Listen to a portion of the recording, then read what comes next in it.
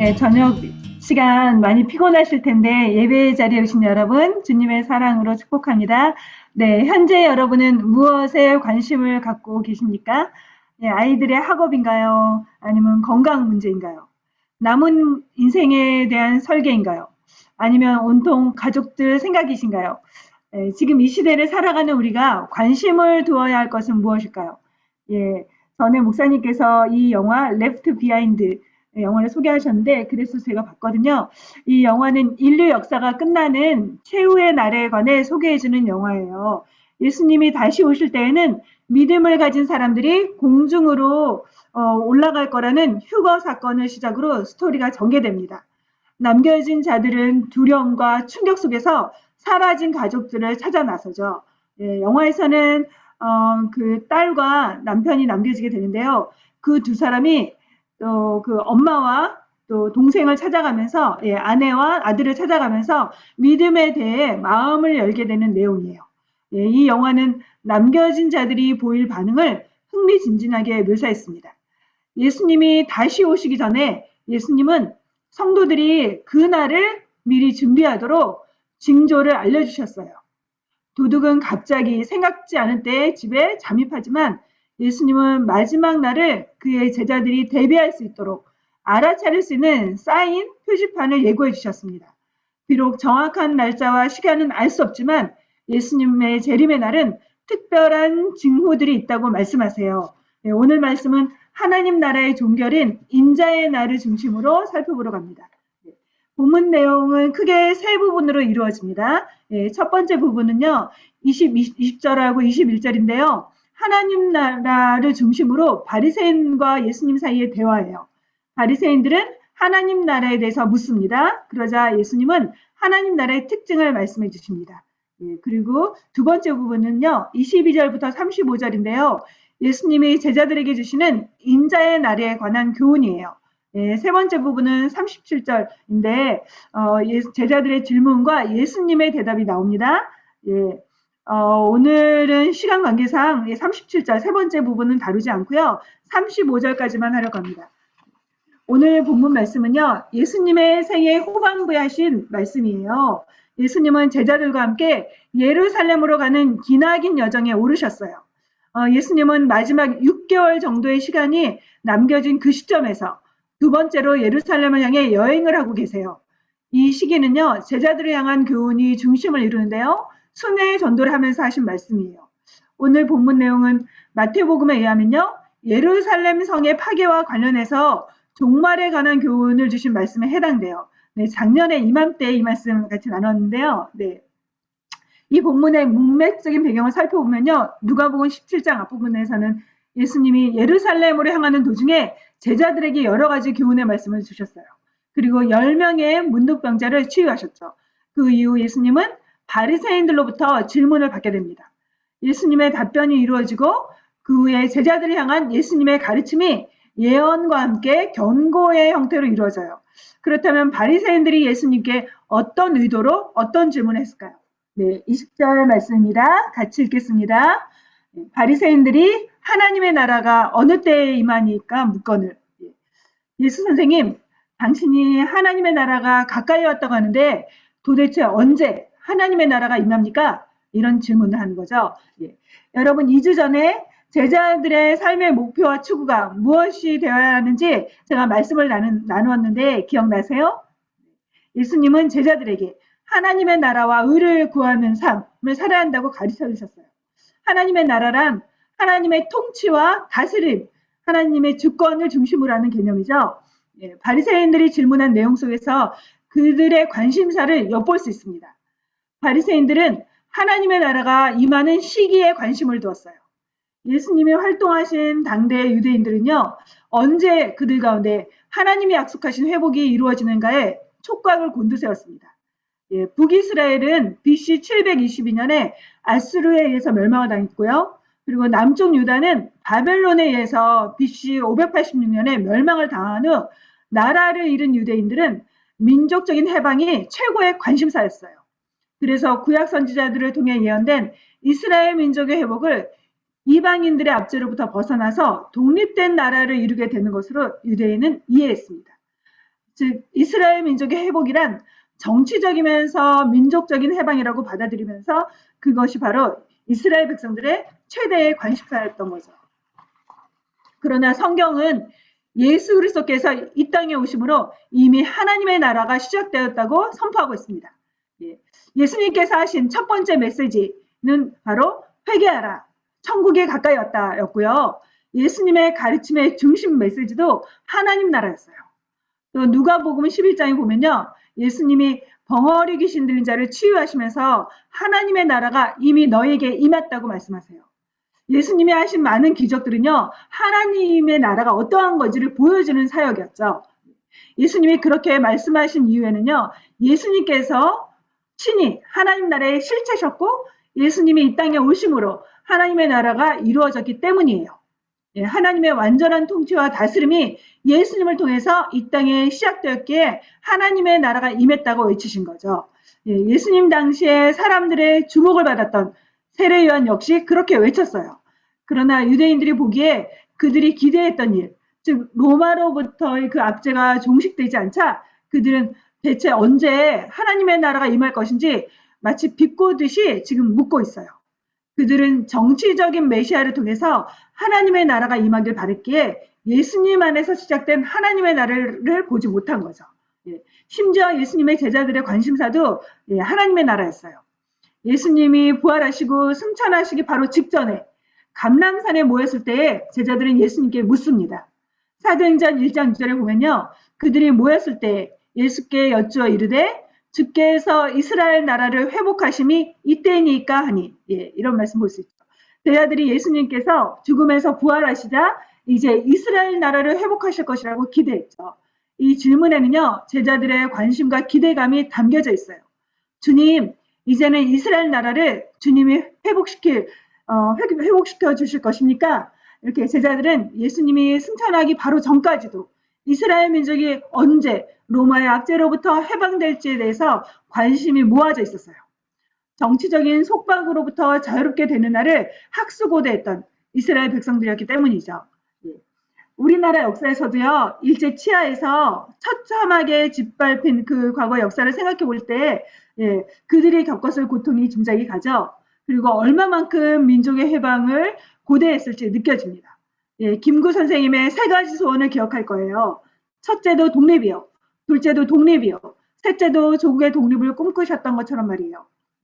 이스라엘 백성들은 400년 이상 계속된 타민족의 압제 속에서 해방되어 민족 국가를 이루는 것이 하나님 나라의 회복을 의미한다고 믿었어요.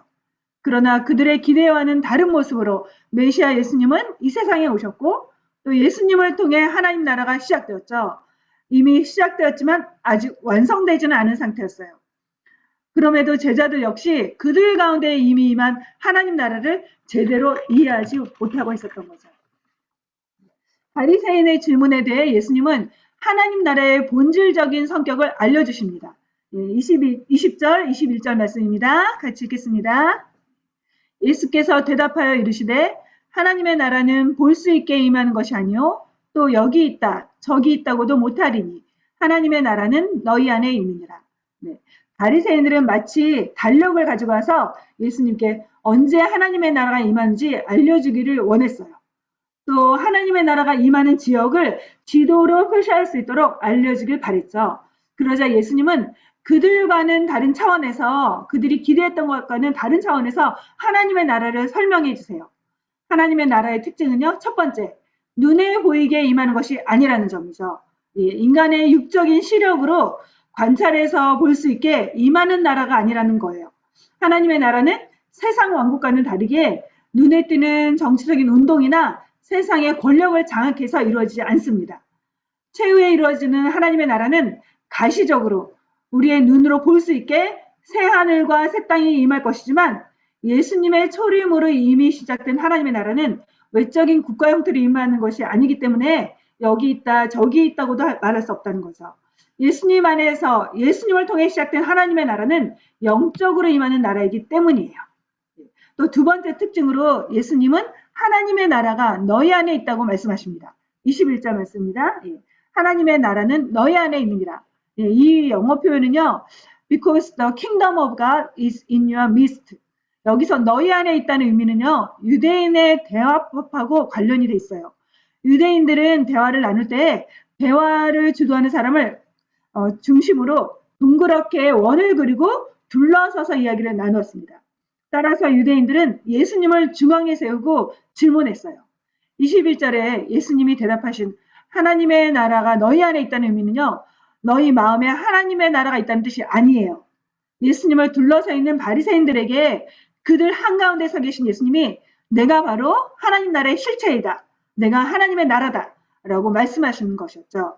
하나님의 통치와 주권을 이 땅에 실현하고 계신 예수님이 하나님 나라 자체임을 선언하신 거예요. 하나님 나라의 실체이신 예수님을 바리새인들은 곁에 두고도 사실상 알아보지 못했죠. 바리새인들은 그들이 생각하고 기대하던 그 메시아간에 매여 있었기 때문에 메시아가 그들 곁에 찾아오셨음에도 깨닫지 못했어요. 영적으로 제대로 보지 못하는 소경의 모습이었죠. 유대인들이 그렇게 고대하고 기다리던 메시아였지만 하나님이 약속하신 메시아였음에도 불구하고 예수님을 옆에 두고도 예수님을 바로 알아보지 못했습니다. 그와 같은 경우가 성경에 자주 등장합니다. 부활하신 예수님이 함께 동행하시지만 엠마오로 가는 제자들은 예수님을 알아보지 못했어요. 두 제자는 그들과 함께 걸으시며 대화를 나누시는 예수님을 오래도록 알아채지 못했죠. 또 안식 후 첫날 무덤을 찾아갔던 마리아도 무덤 앞에서 예수님을 만났지만 예수님인 줄을 몰랐어요. 부활하신 예수님을 동산지기로 착각해서 예수님의 시신이 어디 있는지 아느냐고 물었습니다. 마리아가 예수님을 잃은 슬픔 때문인지 상실감 때문인지 모르지만 그토록 사랑하는 주님을 알아보지 못했죠. 내 삶 속에서도 이미 나를 찾아와서 만나주신 주님이 함께 하시는데 여전히 하나님의 나라는 죽은 이후에만 가게 될 것이라고 오해하며 살아갈 수도 있습니다. 그러나 하나님의 나라는 지금 여기서부터 누릴 수 있고 또 마땅히 누려야 합니다. 이것이 하나님 나라의 현재성이에요. 하나님의 나라, 즉 천국은 죽어서만 가는 곳이 아닙니다. 물론 죽은 후에 가는 곳이기도 하지만 하나님의 나라는 지금 온 세상을 다스리시는 왕이신 예수님과 그의 말씀에 순종하며 살아가는 우리의 삶 속에 이미 임했습니다. 하나님 나라의 실체이신 예수님을 영접하고 믿음을 받아들인 성도들은 이곳에서 하나님의 나라를 경험하며 살아가게 하시죠. 날마다 주님과 함께 교제하면서 하늘의 평안과 기쁨을 누리는 성도는요, 이곳에서 하나님의 나라를 맛보고 있는 거예요. 혹시 나는 아직도 영적인 눈이 어두워서 주님을 느끼지 못하고 주님이 함께 계심을 깨닫지 못하며 살고 있지는 않습니까? 혹은 나의 걱정과 문제들로 인해서 주님과 동행하는 기쁨을 빼앗기고 있지는 않습니까? 건강의 염려, 또 자녀들의 문제, 코로나에 대한 두려움, 또 물질에 대한 그런 걱정으로 인해서 이미 옆에 계신 주님을 놓치고 있지는 않은가요? 주 예수님은 성령으로 지금도 우리와 함께 걷고 계십니다. 믿음을 고백한 내 삶 속에 이미 시작된 하나님의 나라죠. 이제부터 내 삶 속에 하나님의 나라가 더욱 확장되어 풍성하게 경험되기를 소망하며 기도합시다.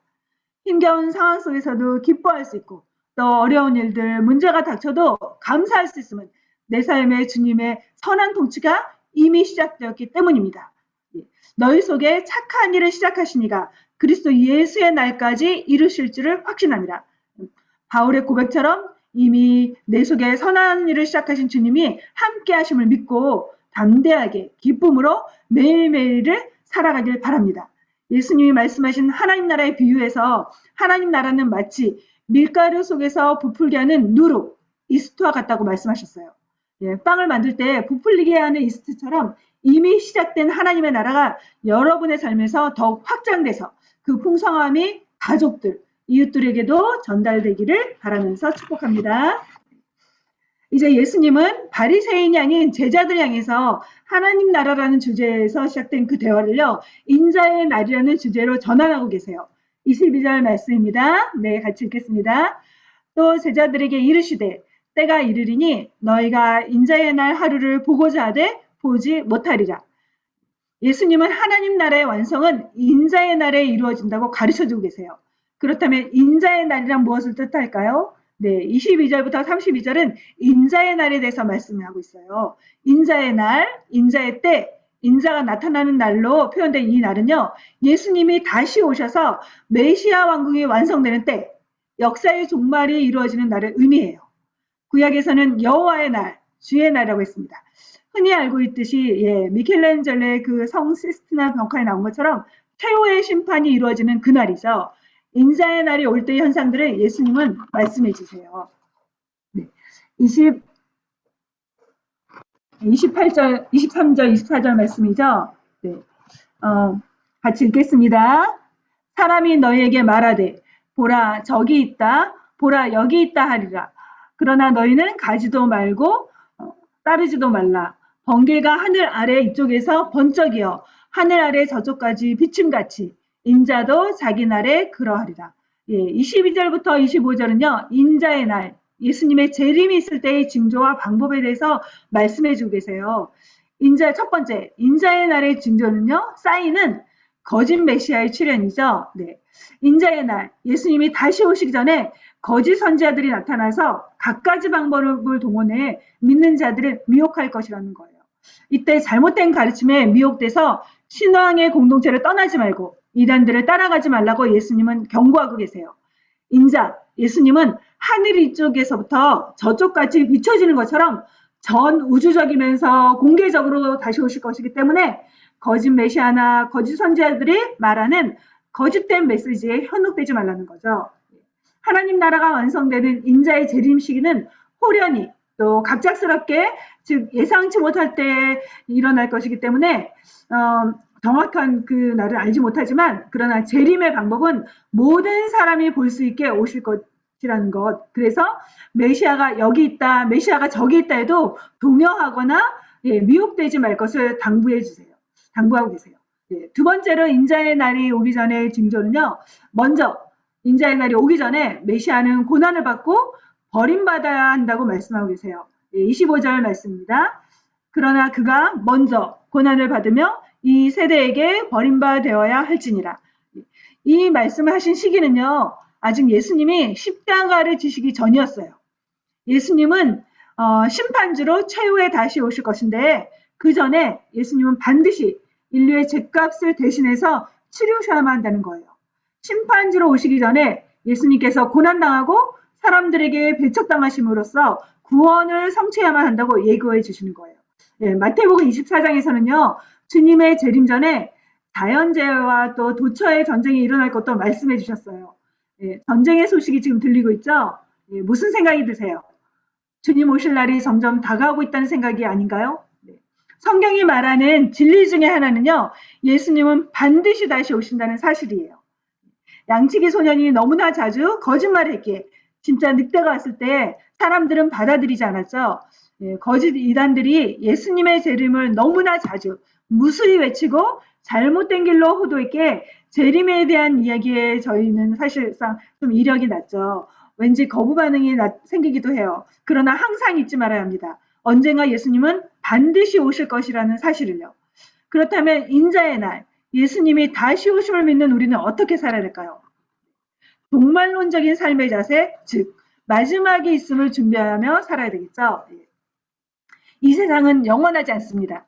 아니 우리는 이 세상에 영원히 머물지 않습니다. 우리가 살고 있는 이 땅에서의 삶은 마지막이 있죠. 누구나 반드시 끝을 맞게 됩니다. 둘 중 하나예요. 예수님이 오셔서 세상의 끝이 나든지 아니면 이 세상에서 나의 호흡이 끊어져서 내 인생의 종말, 끝을 맞이하든지 말이에요. 그런데 너무나 명백한 진리를, 그 진실을 우린 너무나 자주 너무 쉽게 잊곤 합니다. 이 세상이 영원히 머물 곳이 아닌데도 계속 머물 것처럼 착각하죠. 여행 가서 호텔방에 들어가면 무슨 생각을 하세요? 여기 호텔이 너무 좋으니까 계속 있어야 되겠다. 여기에 좀 더 좋은 침대 하나를 들여놓고 살아야지. 그런 생각하는 사람이 없죠. 그런데도 우리는 이 세상에 계속 머물 것처럼 살아갈 때가 참 많아요. 집을 사게 되면 무슨 생각이 들죠? 생활에 필요한 것만 갖고 살아야 되겠다. 그렇게 생각하는 사람 별로 없어요. 안방은 어떻게 꾸밀까? 애들 방은 어떻게 만들어주면 좋을까? 주방은 이렇게 만들면 좋겠다. 당연히 새롭게 이사하면 나름대로 예쁘게 잘 가꾸고 싶어지죠. 자연스러운 현상이에요. 그런데 문제는요. 끊임없이 집을 꾸미고 장식하고 가꾸느라 시간을 계속 사용해 버린다는 거예요. 우리가 살고 있는 이 세상 집은요, 언젠가 다 허물어질 집인데도 너무 많은 시간과 물질로 집을 꾸미고 돌보는데 정신을 쏟고 납니다. 마더 테레사는 이렇게 말했어요. 이 세상은 허름한 여인 속에서 보내는 하룻밤 같은 삶이다라고요. 네, 이 세상은 우리가 생각하는 것보다 짧게 머문 곳이에요. 시편의 기자는 말했어요. 인생은 잠깐 자다가 깨어나는 것이라고요. 그리고 또 아침에 피었다가 지는 꽃 같은 인생이라고 말했습니다. 또 야고보 장로는 아침 안개와 같은 것이 인생이라고 했어요. 하나님이 부르셔서 나의 삶이 끝나든지 아니면 예수님이 오셔서 세상이 끝나든지 분명한 사실은요. 지금의 이 세상은 영원하지 않다는 거예요. 과거에 제가 어떤 선배님으로부터 들었던 말이 떠오릅니다. 예, 그분은 정원을 정말 열심히 가꾸셨던 분이셨어요. 그런데 정원을 가꾸느라 다른 걸 못했다고 하셨어요. 봄이 되면 봄꽃을 심고 돌보느라 시간이 지나갔고 또 가을에는 가을꽃을 심느라고 바쁘셨다고 하셨어요. 뿐만 아니라 꽃을 사오면요. 꽃을 심으면서 이쪽에 심었다가 또 마음에 안 들면 또 저쪽에 옮겼다 하면서 온 힘과 정성을 쏟으셨다고 해요. 한동안은 정원이 너무나 예뻤고 예, 저도 봤는데 참 예쁜 정원이었어요. 그리고 만족감도 느끼셨다고 합니다. 그러다가 몇 년 뒤에는요. 허리를 다치셔서 일어나지도 못하고 꼼짝 못하셨다는 얘기를 들었어요. 그러면서 절대로 정원 가꾸는 일은 하지 말라고 저한테 당부가 하셨어요. 예, 깨끗하고 깔끔하게 사는 건 좋은 일이에요. 그러나 하나님이 주신 시간으로 집만 가꾸다가 간다면 하나님 앞에 섰을 때 부끄럽지 않을까요? 예, 우리가 정말 집중해야 할 것은 무엇일까요? 무엇을 위해 살아야 할까요? 우리 인생에 끝이 있음을 인식한다면 우리는 시간을 허비하지 않고 영원한 가치를 지닌 것에 집중하며 살아가게 되죠. 마지막을 의식하는 삶을요. 종말론적인 삶이라고 해요. 내 인생의 남은 시간이 한 달이라면 여러분 무엇을 하겠습니까? 버킷리스트를 기록해 본 적이 있으세요? 예, 죽기 전에 여행도 가고 못 해본 것들도 하고 싶은 그런 마음이 들 거예요. 나름대로 그것도 의미 있고 필요합니다. 그런데 여러분은 여러분의 인생을 무엇을 하면서 채우고 싶은가요? 마지막을 무엇으로 장식하고 싶으신가요? 아니 하나님, 생명을 허락하신 주님은 내가 무엇을 하며 살길 원하실 것 같으세요? 노아의 증조 할아버지가 누구인지 여러분 아십니까? 네, 에녹이죠. 히브리서 11장 5절은요. 에녹을 소개하면서 하나님을 기쁘시게 하는 자라는 증거를 받은 자라고 표현하고 있어요. 어떻게 에녹은 하나님을 기쁘시게 할 수 있었을까요? 교회를 오래 다닌 분들은 에녹하면 무엇이 떠오르십니까? 에녹은 하나님과 동행한 자의 대명사죠. 창세기 5장 21절부터 25절은요. 에녹에 관해서 길지 않게 언급하는데요. 그는 300년간 하나님과 동행하며 살았다고 기록되어 있습니다. 제가 20살 때 대학부 가서 들었던 설교 중에 하나가 아직까지도 뇌리에 남아있는데요. 에녹에 관한 설교였어요. 얼마 전에도 비슷한 설교를 들었고 또 어제 수요예배도 에녹에 대한 말씀을 들었는데요. 네. 에녹이란 인물은요. 하나님과 동행하는 삶을 가능케 하는 비결이 무엇인지 알려주고 있습니다. 에녹은 365년을 살았어요. 그는 65세에 무두셀라, 성경 인물 중에 가장 오래 산 사람이죠. 무두셀라, 그 아들을 낳았고요. 그 다음에 300년간 하나님과 동행하는 삶을 살았습니다. 그것이 전부였어요. 365년을 살았는데 65세에 아들을 낳고 남은 인생은 하나님과 동행했다고 했기 때문에 그가 하나님과 동행하게 된 계기가 아들을 낳은 사건과 연관되어 있음을 한 신학자는 발견했고요. 그것을 깊이 연구했다고 해요. 아들을 낳은 후 대체 무슨 일이 있었길래 에녹은 하나님과 300년간 동행할 수 있었을까? 무두셀라라는 이름의 뜻은요. 창 던지는 자란 뜻이에요. 고대에는 부족 간의 전쟁을 할 때 창을 던짐으로 대결을 벌였다고 합니다. 그래서 창 던지는 자란 그 이름은요. 심판을 의미하는 이름이었어요.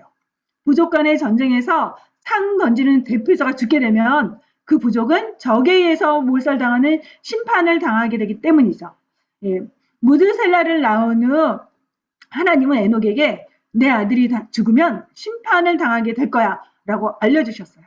그래서 무드셀라라는 이름을 짓게 된 거죠. 그 이후 에녹은 아들을 기르면서 아들이 만약 죽게 된다면 이 땅에 하나님의 무서운 심판이 임하게 될 텐데 하면서 늘 그것을 염두에 두고 하나님을 살피면서 살아간 거죠. 그 결과 하나님과 동행하는 삶을 살 수 있었어요. 성경에서 동행이란요. 함께 걷는다는 동사를 쓰고 있어요. 그 걷는다는 동사인데요. 그 동사의 상호적인 그 작용이 임하는 그런 동사로서 동행이라는 단어를 설명하고 있습니다. 예, 여러분, 오늘이 여러분 삶의 마지막 심판의 날이 라고 생각한다면 여러분 어떻게 예배드릴 것 같으세요? 아마 목숨을 다해서 예배드리고, 그리고 오늘이 내 인생의 마지막 날이 될 수 있다고 생각한다면 온 마음과 정성을 다해서 주님을 섬길 거예요. 그리고 오늘이 마지막이 된다고 생각하면 여러분 힘껏 가족과 이웃을 사랑하는 삶, 그렇게 살겠죠.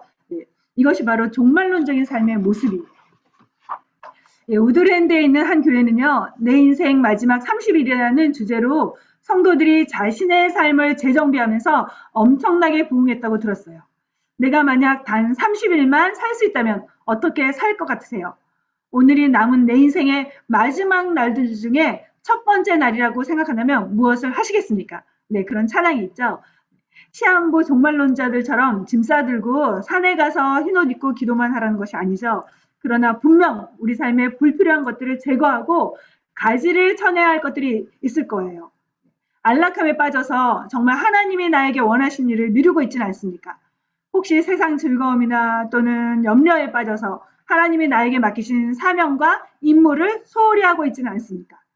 전쟁의 소문이 들려오고 있습니다. 전쟁의 소식이 지금도 매일같이 들려오고 있죠.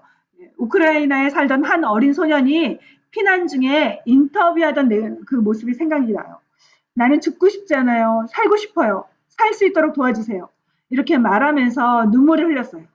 우리는 정말 마지막 때를 살고 있습니다. 그저 나는 먹을 음식이 있고 또 마실 물과 식량을 쌓아놓았으니까 이제 편하게 먹고 즐겨야지. 그런 사람은 없을 거예요. 그러나 매일매일 먹고 마신 일 하면서 내게 허락하신 시간을 흘려보내고 있지는 않은가요? 적어도 성도라면 하나님이 나에게 원하신 일이 무엇일까 고민하며 살아야 되겠죠. 마지막 종말 이후에는 하나님 앞에 서게 될 것이기 때문이죠. 하나님 앞에 섰을 때 나는 뭐 하다가 왔는지 대답할 말을 준비하며 살아야 합니다. 예수님이 피 흘리시며 죄값을 치러주신 구원이 부끄럽지 않으려면 말이에요. 26절부터 33절까지는요. 종말의 때에 세상 사람들의 삶의 모습, 양상을 보여주고 있어요. 예수님께서 다시 오실 때의 사람들의 행태는요. 노아의 시대와 노세의 시대와 유사한 모습이라고 합니다. 26절, 7절 말씀입니다. 읽겠습니다. 노아의 때에 된 것과 같이 인자의 때에도 그러하리라. 노아가 방주에 들어가던 날까지 사람들이 먹고 마시고 장가들고 시집가더니 홍수가 나서 그들을 다 멸망시켰으며, 마치 노아의 때처럼 사람들은 심판이 있을 것이라고 전혀 생각하지 않죠. 먹고 마시고 시집가고 장가가는 그런 모습으로 살아가고 있어요. 과거의 노아의 시대를 생각해 보면요. 노아가 120년간 방주를 지으면서 사람들에게 외쳤죠. 물 심판이 있을 거라고. 그러나 사람들은 노아를 마치 미치광이 취급하면서 여전히 세상 일에 관심을 두었어요. 당시에는요, 비가 내린 적이 한 번도 없었기 때문에, 비가 한 번도 내린 적이 없었기 때문에, 물로 심판할 것은 상상조차 하지 못했어요. 그러면서 평소에 하던 대로 먹고 마시고 즐기면서 살아갔죠. 노아가 방주에 들어가던 바로 그날까지도 사람들은 전혀 깨닫지 못하고 즐겼습니다. 결국 노아가 외쳤던 것처럼 노아의 600세 되던 해 비가 내려서 40주가 내려서 온 세상이 물에 뒤덮였고 또 사람들은 멸망을 당하고 말았죠. 그와 같은 일은요. 아브라함의 조카였던 롯이 살던 시대, 롯이 살던 마을, 소돔과 고모라 성의 사람들에게도 일어났습니다. 28절, 29절입니다. 읽겠습니다. 또 롯의 때와 같으리니 사람들이 먹고 마시고 사고 팔고 심고 집을 짓더니 롯이 소돔에서 나가던 날에 하늘로부터 불과 유황이 비오듯 하여 그들을 멸망시켰느니라. 롯이 살았던 소돔과 고모라 성의 사람들 역시 먹고 마시면서 물건을 매매하고 집 짓고 투자하고 돈 버는 일에 매진했습니다. 먹고 마시고 시집가고 장가가는 것은 일상생활에 영위하면서 행하는 일들이죠. 그것 자체는 죄가 아니에요. 어느 시대건 사람이 사는 곳에는 먹고 마시는 일이 있습니다. 그런데 왜 그게 문제가 될까요? 여기에 사용된 동사는요. 계속적인 형태예요. 생존에 필요한 식사가 아니라 지속적으로 먹고 마시는 것에 치중한 삶, 먹고 마시고 물건을 매매하고 재물을 축적하는 일에 집중한 삶, 하나님을 떠나서 쾌락과 재물을 귀히 여기는 삶의 방식을 말하고 있는 거죠. 롯의 시대에 롯이 살던 소돔성은 하나님을 저버리고 세상의 일에만 흠뻑 빠져 지내는 사람들로 가득 찼었어요. 특히 사고 파는 행위, 집 짓는 사업 등 돈 버는 것에만 여념이 없었죠.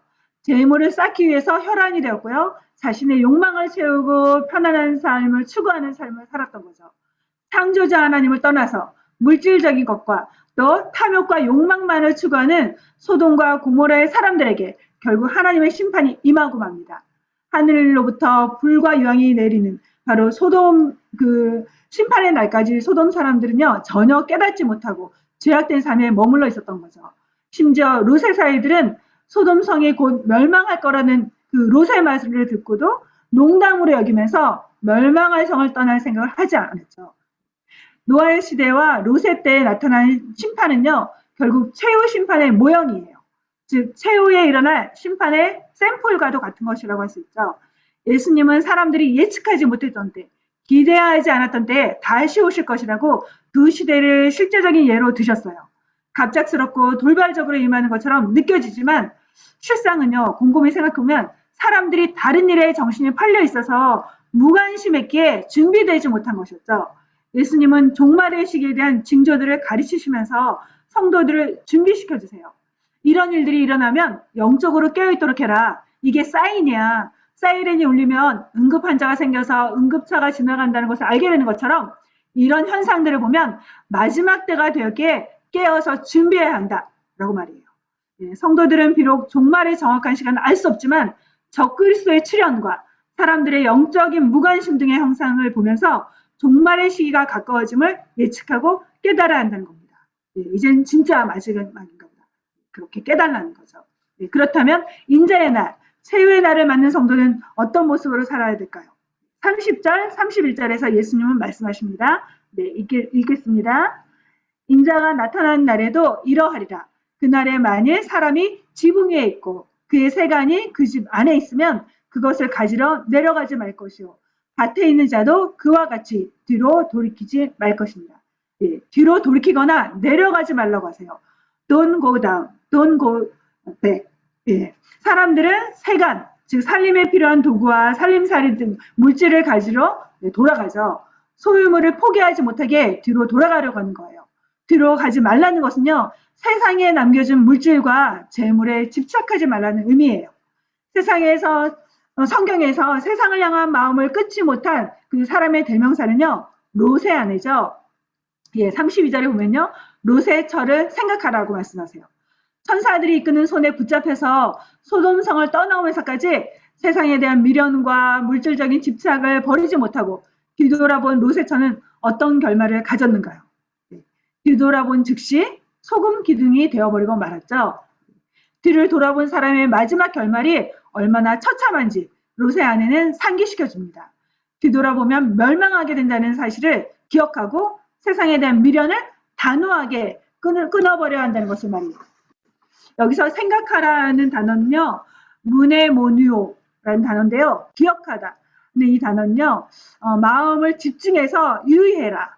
유념해라 라는 뜻이에요. 잊지 말고 마음에 새기라는 거죠. 세상에 미련을 둔다면 너도 소금 기둥이 될 수 있어. 너도 죄악된 세상에 집착한다면 심판을 앞에 두고 아무리 외쳐도 귀가 멀고 눈이 멀어 깨닫지 못하고 세상에 물질 쌓기에 급급해 있다가 불에 타서 죽어갈 수 있어 라고 말이에요.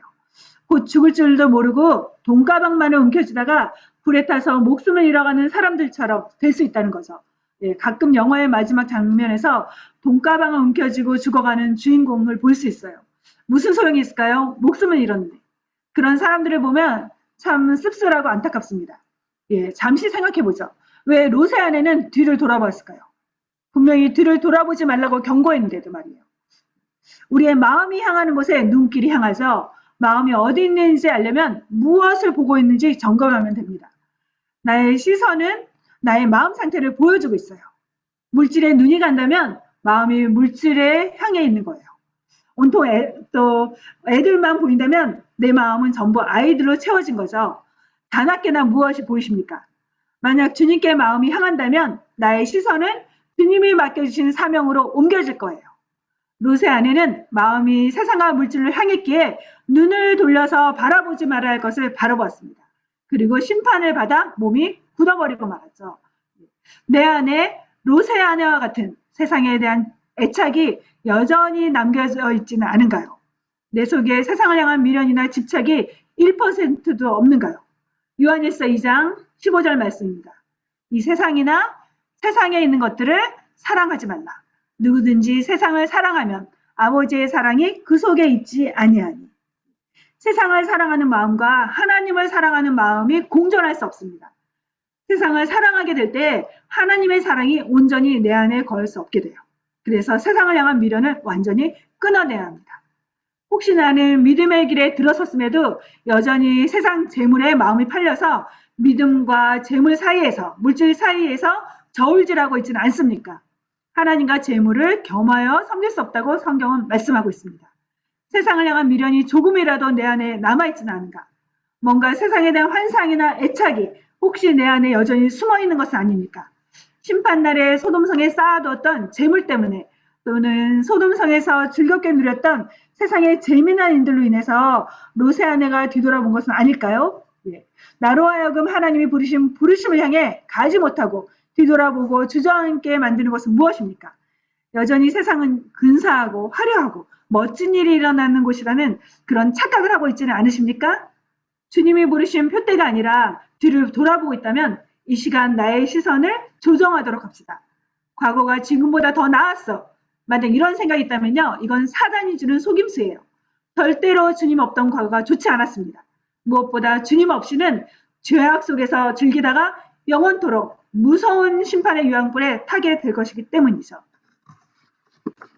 하나님은 이스라엘 백성이 애굽에서 430년간의 노예 생활, 종살이로부터 이끌어내신 후에 이스라엘 백성이 명령하셨어요. 다시는 애굽으로 되돌아가지 말아라. 애굽으로 돌아가면 안 된다. 예. 애굽에서 가나안 땅으로 가는 최단 거리가 있죠.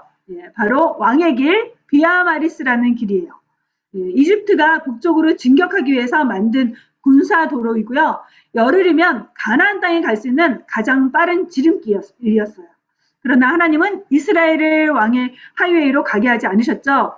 왜 그러시는지 아세요? 예. 이스라엘 백성이 이집트 수비대가 진치고 있는 비아마리스 길로 가게 된다면 전쟁을 겪으면서 되돌아갈 것을 우려하셨기 때문이죠. 그래서 이스라엘 백성으로 하여금 출애굽의 밤에 우회해서 광야 길로 들어서게 하셨어요. 예, 여러분은 이스라엘 백성이 왜 40년의 광야 생활을 해야 되는지 그 이유를 기억하실 거예요. 40일에 갈 수 있는 길이었는데 40년에 걸려서 가나안에 입성할 수 있었죠. 네, 왜 그렇게 됐나요? 이스라엘 백성은 그 민수기 12장에 보면요. 광야 생활에서 가장 불미스러운 사건이 일어나게 되는데요. 이스라엘 백성이 가나안 땅에 12명의 정탐꾼을 보낸 사건이 바로 민수기 12장에 있어서 일어납니다. 예, 가나안을 정탐하고 나서 10명의 사람들이 말을 하죠. 보고를 하죠. 예, 악평을 합니다. 그 땅은 과연 젖과 꿀이 흐르고 좋은 땅입니다. 그러나 그곳에는 거인족의 후예들이 살고 있어서 우리는 메뚜기와 같고 그 땅을 차지하지 못할 것입니다. 예, 그 보고를 듣자 백성들은요. 하나님을 향해서 대반역을 저지릅니다. 이제 우린 그 땅을 차지할 수 없어. 거기 가면 죽게 될 거야. 그럴 바에야 한 지도자를 세우고 애굽으로 되돌아가자. 그러자 하나님은 그들의 불신앙에 대해서 분노하시며 하나님을 믿지 못한 세대가 광야에서 죽어가고 40일에 갈 수 있었던 가나안을 40년에 걸쳐 가게 하셨죠. 신명기에서도 하나님은 이스라엘 백성에게 거듭거듭 명령하셨어요. 신명기 17장 16절 말씀입니다. 읽겠습니다. 병마를 많이 얻으려고 그 백성을 애굽으로 돌아가게 하지 말 것이니 이는 여호와께서 너희에게 이르시기를 너희가 이후에는 그 길로 다시 돌아가지 말 것이라 하셨으며 하나님께서는 모세를 통해 이스라엘 백성에게 경고하세요. 후일에 이스라엘 민족 가운데 왕을 세우게 될 텐데 왕은 좋은 말, 군말을 얻기 위해서 이스라엘 백성으로 하여금 애굽으로 돌려보내서 안 된다라고 말해요. 애굽으로 다시는 돌아가지 말라고 엄하게 금하고 계세요. 왜 그렇게 하나님은 애굽으로 가는 걸 금지시키셨을까요? 애굽은 하나님을 믿지 않는 세상을 상징해요. 하나님을 거부하고 대적하며 우상을 섬기는 애굽인의 땅, 세상 왕국인 애굽의 땅으로 되돌아가는 걸 하나님은 매우 싫어하시기 때문이죠. 그리스도인은 뒤를 돌아보며 사는 자가 아닙니다. 오히려 앞에서 또 위에서 부르신 부름의 상을 쫓아 살아가는 자예요. 뒤의 것은 잊어버리고 위에서 부르신 부르심만을 쫓아 나가야 할 자입니다. 세상은 마치 중력처럼 끊임없이 우리를 잡아당기고 있어요. 즐겁고 재미있는 세상의 맛에 빠져 살라고, 또 편안함과 안락함을 좋아하는 인간의 본성을 자극해서 마치 자석처럼, 또 때론 용수철처럼 끌어당기고 있습니다. 조그만 세상이 주는 재미에 눈을 돌리고 물질에 집착하면요, 사명은 온데간데 없어지고 무너져 있는 자신을 발견할 수 있어요. 이처럼 우리는 영혼을 잠들게 하고 무기력하게 만드는 세상의 유혹과 사단의 공격 속에 살아가고 있습니다. 그러기에 우리는 날마다 우리의 눈을 그리스도께 고정하고 마음을 지켜야 합니다. 말씀으로 성령님의 도우심을 힘입지 않으면 주저앉고 무너지기 십상이에요. 그 누구도 예외가 없습니다. 예수님도 날마다 하나님 앞에 엎드리셨는데 하물며 우리야 오직하겠습니까? 네. 우리의 마음과 생각을 지키기 위해서 우리의 눈을 날마다 주님께 향하는 경건의 시간을 절대로 놓아선 안 되겠죠. 네, 결론입니다. 이미 시작된 하나님의 나라는 지금도 완성되어 가고 있고 언젠가 미래에는 완전하게 이루어질 겁니다. 예수님께서 다시 오시는 그날, 인자의 날은 반드시 오실 거기 때문에 우리는 마지막을 준비해야 합니다. 주님 앞에 서게 될 때를 기억하며 영적으로 늘 깨어서 주님과 동행하는 삶을 살도록 합시다. 두 번째 결론은요. 사라져버릴 세상의 일과 물질에 집착하거나 미련을 갖지 않도록 합시다. 하나님과 물질을 동시에 섬길 수 없습니다. 하나님과 세상을 동시에 사랑할 수도 없습니다. 세상에 미련을 두고 뒤돌아보다가 멸망당하지 않도록 세상을 향한 모든 애착을 끊어버립시다. 롯의 아내를 기억하면서 세상을 향해 가졌던 자그마한 미련조차도 내버리는 여러분 되시길 바랍니다. 그 대신에 하나님 나라가 이 땅에서 확장되길 소망하며 날마다 주님과 함께하는 가운데 하나님 나라의 기쁨과 평안, 은총을 맛보며 누리고 또 전하는 우리가 되기를 주님의 이름으로 축복합니다. 같이 기도하겠습니다. 이 말씀...